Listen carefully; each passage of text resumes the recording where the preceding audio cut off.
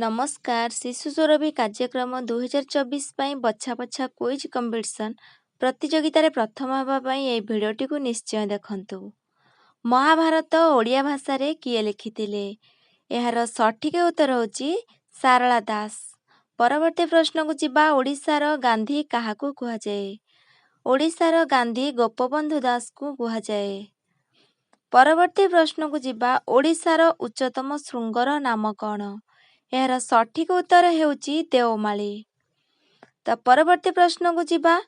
ଉତ୍କଳ ଦିବସ କେବେ ପାଳନ କରାଯାଏ? ଉତ୍କଳ ଦିବସ ପ୍ରତିବର୍ଷ ଏପ୍ରିଲ 1 ତାରିଖକୁ ପାଳନ କରାଯାଏ। ଓଡ଼ିଶାର ମୋଟ ବ୍ଲକ ସଂଖ୍ୟା କେତେ? ଏହାର ସଠିକ ଉତ୍ତର ହେଉଛି 314ଟି। ପରବର୍ତ୍ତୀ ପ୍ରଶ୍ନକୁ ଯିବା। ଓଡ଼ିଶାରେ ନଅଙ୍କ ଦୁର୍ଭିକ୍ଷ କେବେ ହୋଇଥିଲା?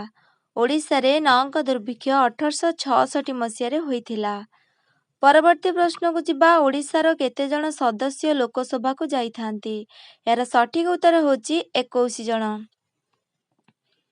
ଓଡ଼ିଶାର ଜାତୀୟ ପଶୁର ନାମ କ'ଣ?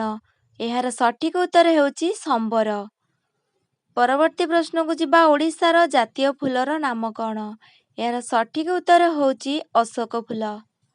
ପରବର୍ତ୍ତୀ ପ୍ରଶ୍ନକୁ ଯିବା। କଳିଙ୍ଗ ଯୁଦ୍ଧ କେବେ ହୋଇଥିଲା? ତ ଏହାର ସଠିକ ଉତ୍ତର ହେଉଛି ଖ୍ରୀଷ୍ଟପୂର୍ବ 261। ପରବର୍ତ୍ତୀ ପ୍ରଶ୍ନକୁ ଯିବା। ପାଇକ ବିଦ୍ରୋହ କେବେ ହୋଇଥିଲା? ପାଇକ ବିଦ୍ରୋହ 1817 ମସିହାରେ ହୋଇଥିଲା। ପରବର୍ତ୍ତୀ ପ୍ରଶ୍ନ ଦେଇଛି ଉତ୍କଳ ସମ୍ମିଳନୀ କେବେ ପ୍ରତିଷ୍ଠା ହୋଇଥିଲା? ଏହାର ସଠିକ ଉତ୍ତର ହେଉଛି 1903 ମସିହାରେ। ପରବର୍ତ୍ତୀ ପ୍ରଶ୍ନ ଦେଇଛି ଲିଙ୍ଗରାଜ ମନ୍ଦିରର ଉଚ୍ଚତା କେତେ? ଏହାର ସଠିକ ଉତ୍ତର ହେଉଛି 55 ମିଟର। ପରବର୍ତ୍ତୀ ପ୍ରଶ୍ନକୁ ଯିବା। ବନ୍ଦେ ଉତ୍କଳ ଜନନୀ କିଏ ଲେଖିଥିଲେ? ଏହାର ସଠିକ ଉତ୍ତର ହେଉଛି ଲକ୍ଷ୍ମୀକାନ୍ତ ମହାପାତ୍ର। ତ ପରବର୍ତ୍ତୀ ପ୍ରଶ୍ନକୁ ଯିବା। ଉତ୍କଳ ସମ୍ମିଳନୀର ପ୍ରତିଷ୍ଠାତା କିଏ? ତ ଏହାର ସଠିକ ଉତ୍ତର ହେଉଛି ମଧୁସୂଦନ ଦାସ। ପରବର୍ତ୍ତୀ ପ୍ରଶ୍ନକୁ ଯିବା। ଓଡ଼ିଶାର କାଶ୍ମୀର କାହାକୁ କୁହାଯାଏ? ଓଡ଼ିଶାର କାଶ୍ମୀର ବୋଲି ଦାରିଙ୍ଗବାଡ଼ିକି କୁହାଯାଇଥାଏ। ପରବର୍ତ୍ତୀ ପ୍ରଶ୍ନକୁ ଯିବା। କେଉଁ ଜିଲ୍ଲାକୁ ଓଡ଼ିଶାର ଶସ୍ୟଗାର ବୋଲି କୁହାଯାଇଥାଏ? ଓଡ଼ିଶାର ଶସ୍ୟଗାର ବୋଲି ବାଲେଶ୍ୱର ଜିଲ୍ଲାକୁ କୁହାଯାଇଥାଏ। ଓଡ଼ିଶାର ଜାତୀୟ ନୃତ୍ୟର ନାମ କ'ଣ? ଏହାର ସଠିକ ଉତ୍ତର ହେଉଛି ଓଡ଼ିଶୀ। ପରବର୍ତ୍ତୀ ପ୍ରଶ୍ନକୁ ଯିବା। ଉତ୍କଳ ଭାରତୀ ଭାବେ କିଏ ପରିଚିତ? ଉତ୍କଳ ଭାରତୀ ଭାବେ କୁନ୍ତଳା କୁମାରୀ ସାବତ ପରିଚିତ ଅଟନ୍ତି।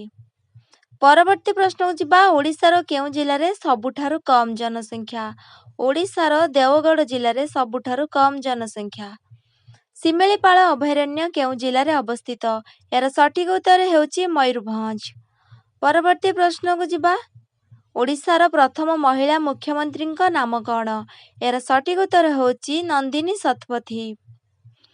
ପରବର୍ତ୍ତୀ ପ୍ରଶ୍ନକୁ ଯିବା। କେଉଁ ଗ୍ୟାସ ଯୋଗୁଁ ପୃଥିବୀର ତାପମାତ୍ରା ବୃଦ୍ଧି ପାଇଥାଏ? ଏହାର ସଠିକ ଉତ୍ତର ହେଉଛି ଅଙ୍ଗାରକାମ୍ଳ।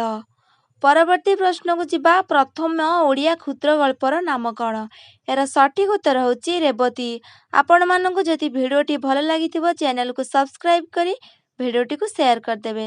ରହୁଛି ନମସ୍କାର।